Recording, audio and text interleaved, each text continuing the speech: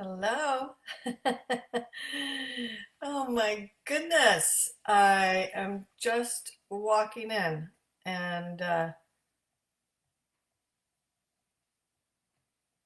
so hopefully you guys can hear and see me. Um, oh, there you are. Very good. Happy Wednesday. Hey Vicky, I just saw you called and I will circle back with you right after my live, okay? So thank you, by the way. I really appreciate you connecting me. So I will call your referral, but I was running here to get on to live. I was out in the field today and just literally just ran in and ran down the stairs, and so sorry I'm a few minutes late. And it's Wednesday from the heart of the home, which is still my office. And anyhow, it's a great week, and always love connecting with you. How is everyone? And let me know how you're doing and what is going on. Oh, hi, John. Anyhow, I this week I thought it would be fun to see if anyone here has any real estate questions, or it's the first time I haven't even pre-posted before my live because again I was out in the field, which I have some fun things to share with you. Um, however, so uh, I wanted to let you know if you want to talk about real estate buying, selling, or even anything about your home, anything that I can help you with. I have a lot of great resources. And so I'm here to answer any and all questions if you have any. I will tell you, you keep hearing me talk about it. The market is very active. And I have to say, it's really challenging right now on buyers, and a couple of things I'm going to talk about. Not the most positive in a way that one of my concerns right now is that certain buyers are getting a little squeezed out of the marketplace, because what is happening is with the amount of offers that we're seeing on many of the properties, multiple offers, 20, 30, 40 offers on one home. So the people that are winning are people that are actually able to remove all the contingencies and be really financially solid. So the buyers that don't have a lot of cash and need to have an appraisal contingency in the contract, it is so hard on them. Now, I do have a suggestion though for the buyers, because homes are selling so much above asking, that I suggest that perhaps, if you can, is adjust your pricing strategy. So for instance, if you're looking at a $700,000 home, you may want to be looking at a 550, and because then you will have room to go up if need be. So there's some compromises that need to be made, and uh, you know, as buyers right now, I think that's the really most important piece of information, or guidance or advice I can give you, is you may have to adjust your criteria. Another good tip for buyers right now in this challenging market is to perhaps focus on new construction, because then you're not in the competition. So that might be helpful. Oh, let's see. Do you still recommend staging in this market? Actually, there's a couple schools of thought on that, and we just listed a vacant property, and we could have just brought it to market vacant. However, I do still believe that having the best presentation online is really the best interest of our seller. And it's not, so the presentation online is really, really important. But when you have a vacant property, especially, buyers have a really hard time envisioning their things in the home. And actually, a lot of people think that when you walk through a vacant home, it looks bigger. than it actually is. But the opposite is true. It is actually looks smaller, and people have a hard time visioning. So you want to create the best online presentation and experience as well as the in-person experience. And I feel that in a great market, why cut corners, right? Why not continue to have high standards and totally maximize that price that you're going to get, the terms that you're going to get, and all of that that goes along with an offer. And again, you're creating a really wonderful home buying, home selling experience from the beginning, middle to end. So you don't really want to just not stage. I still believe in staging. I still believe in home improvements and maximizing uh, the outcome for the seller and having a good experience for everyone that walks through the property as well. So uh, that thanks for that question. And again, so for a buyer, if you can adjust your price or if you can consider new construction in this market, the other tip would be to maybe go a little farther out. And we're seeing that as a real trend right now. I don't know if you've talked to your friends and family and coworkers. We're hearing a lot of buzz about moving more into the country.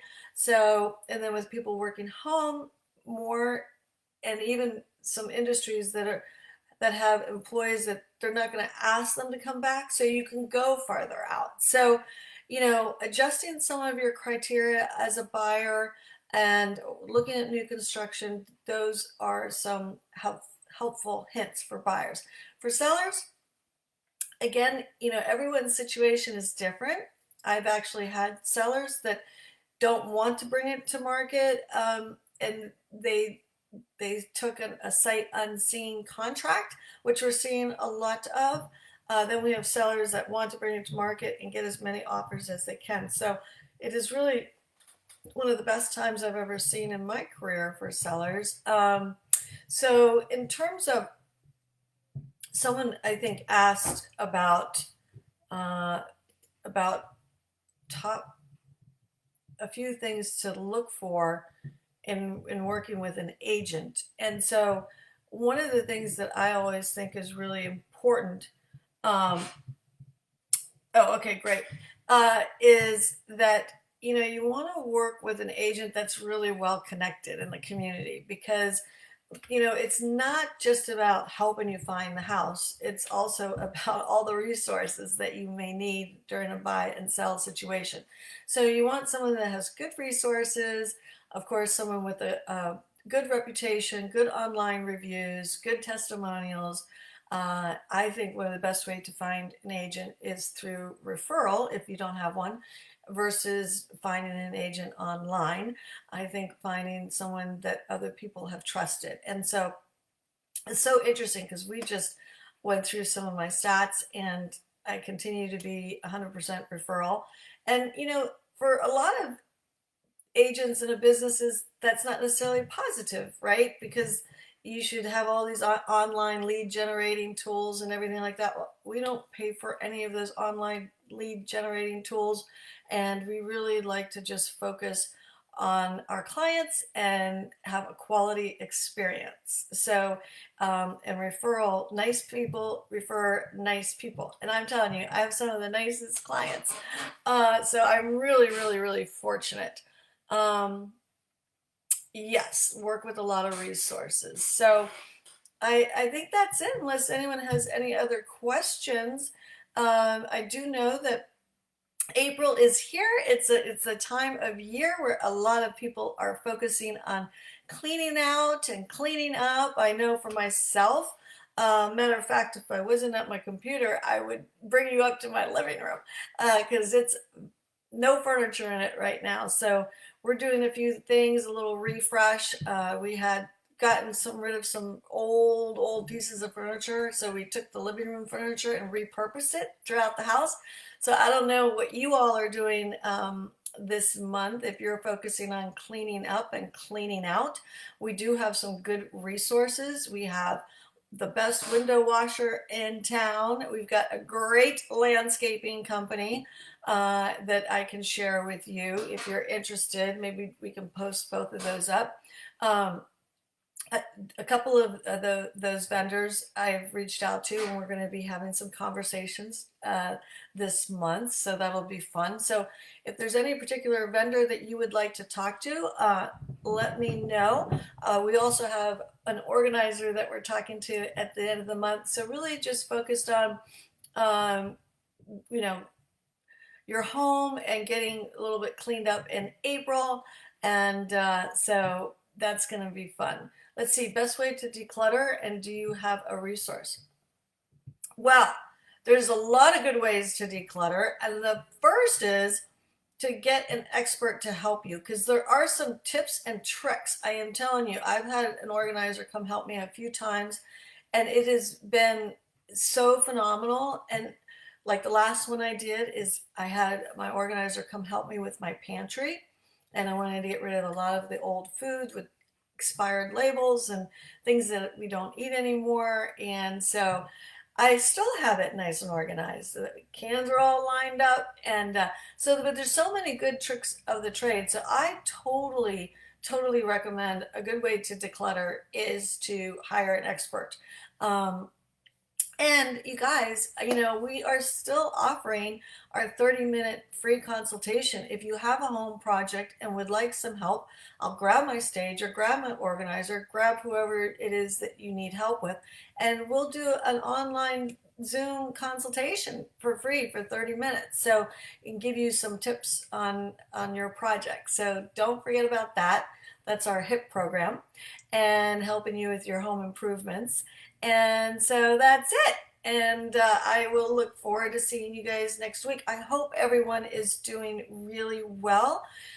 We've got two great houses we're bringing to market this week, and another one next week. So I'm so excited to be helping these sellers. And oh, another thing is, even with renters, it's a tight market. So we just secured a property for a long-time client of mine's daughter, and we wrote that sight unseen. So you really need to get connected with a professional realtor. If you're in this market, you do need help. So anyhow, thanks for joining me, Vicki. I will give you a call.